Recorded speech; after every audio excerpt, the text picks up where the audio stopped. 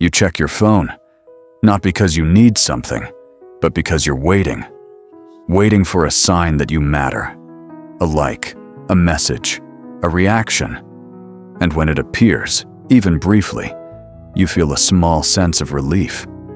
But when nothing shows up, something shifts inside you. Your mind starts questioning. Did people ignore it? Was it not good enough? You try to act like it doesn't matter, but you still check again and again. Strange, isn't it? Something so small, something so digital, has the power to influence how you feel about yourself. And the truth is, this isn't random. It's not accidental. It's a pattern, a quiet dependency forming in the background, shaping your emotions without asking for permission.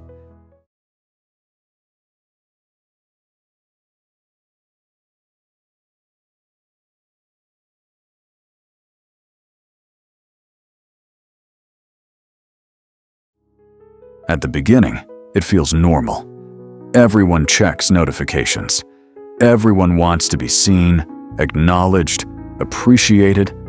That's human. But slowly, something changes. You stop sharing to express yourself and start sharing to be accepted. You think more about how people will react than what you actually feel. What will perform better? What will get attention?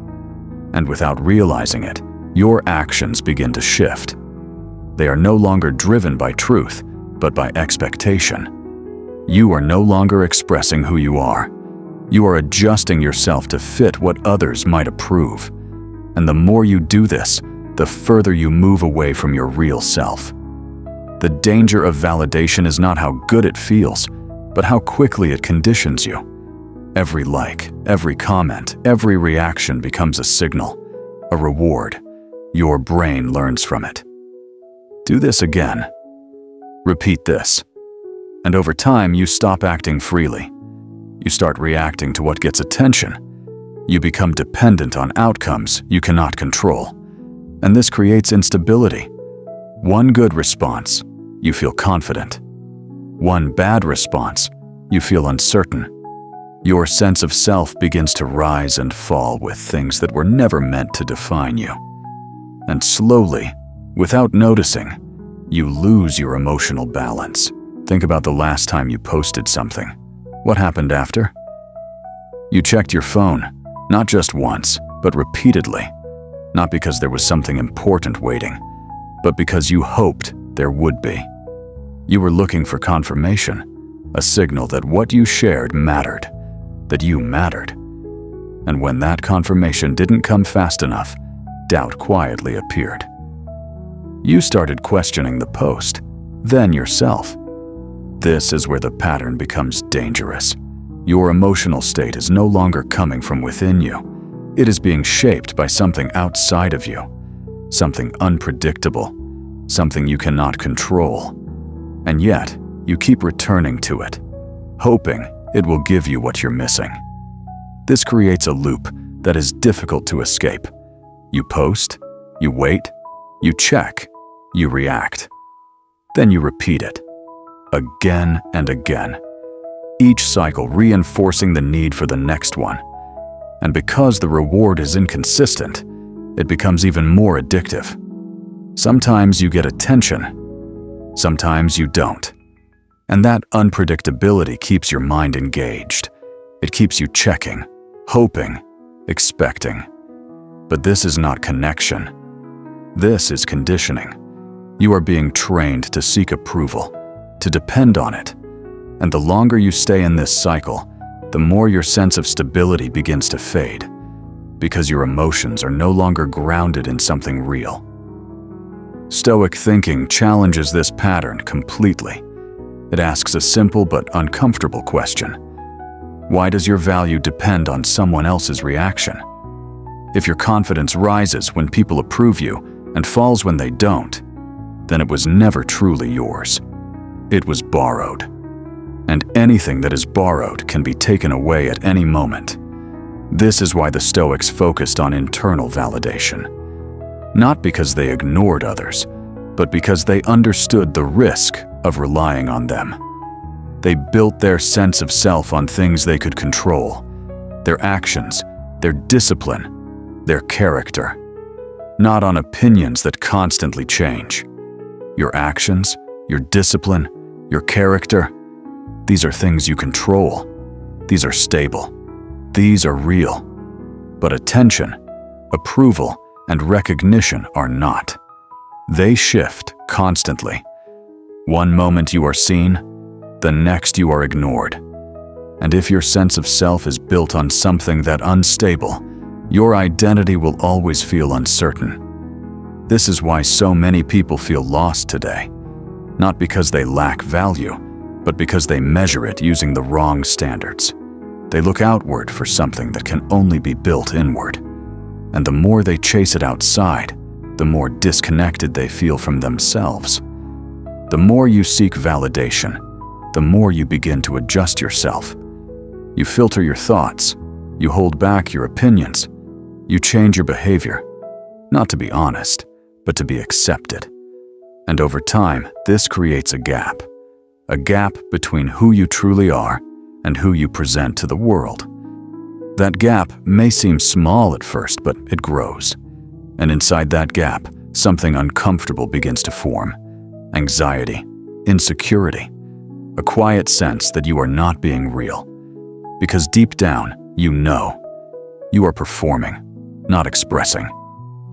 Breaking this cycle doesn't require you to leave the world. It requires you to change your relationship with it. You can still post, you can still share, but you no longer depend on the outcome.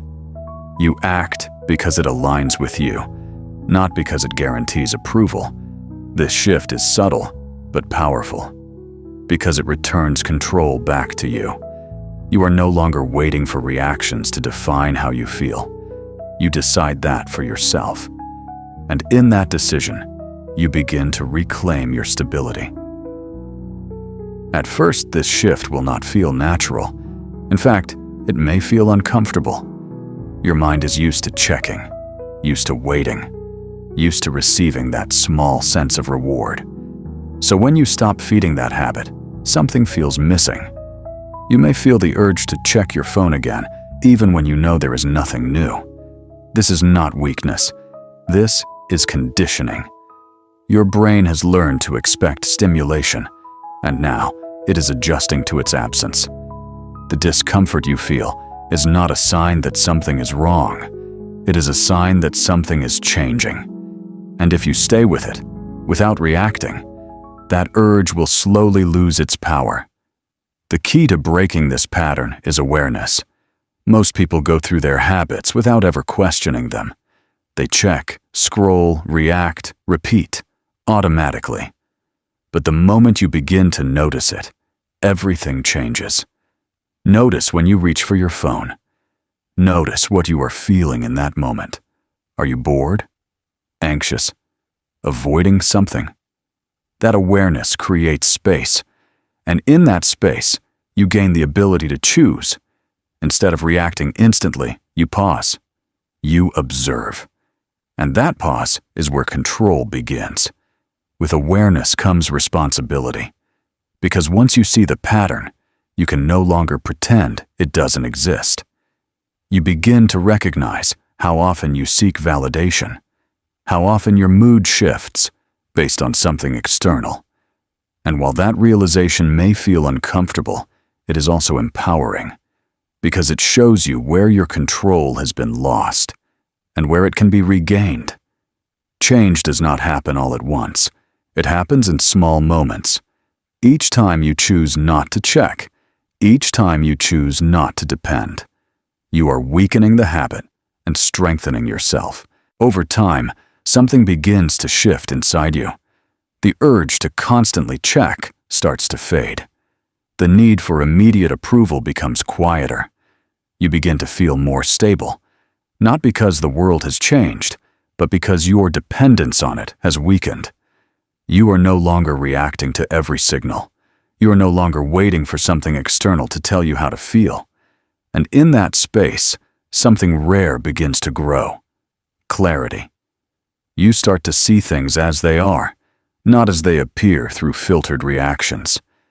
And with that clarity comes a quiet confidence, one that does not need to be seen to exist. This is what real freedom looks like, not escaping the world, but no longer being controlled by it. You can still engage, still participate, still share your life, but without needing approval to feel complete. You are no longer performing for attention. You are simply acting in alignment with yourself, and that alignment removes the tension that once controlled you. Because when your actions match who you truly are, there is nothing left to prove. No audience to satisfy, no expectation to chase, just clarity, stability, and a mind that finally belongs to you. So the next time you feel the urge to check your phone, pause. Don't react immediately. Ask yourself what you are really looking for, because most of the time, it's not information, it's validation. And the moment you see that clearly, you take your power back. Step by step, choice by choice, you rebuild control over your own mind. If this message made you think differently, make sure you subscribe, because subscribing is free. And the next lesson might come at the exact moment you need it most.